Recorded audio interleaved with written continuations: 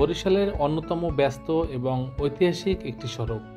Ruptali bus stand থেকে বাংলা বাজার পর্যন্ত ড্রোন ক্যামেরার মাধ্যমে তোলা সুন্দর এক মনোমুগ্ধকর দৃশ্য।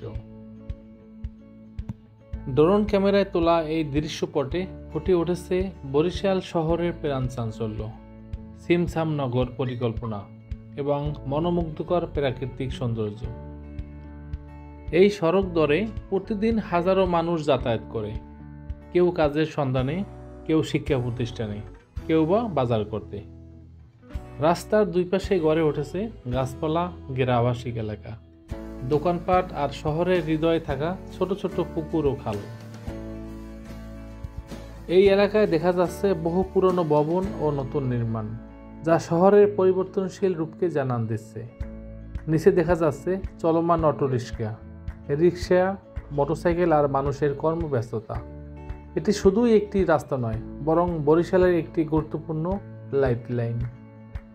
আপনি যদি কখনো বরিশালে আসেন, রূপতলী থেকে বাংলা বাজার পর্যন্ত এই পথটি আপনার ভ্রমণের অংশ হতেই পারে। এই ছিল বরিশালের আকাশ থেকে দেখা এক চিলতে দৃশ্য।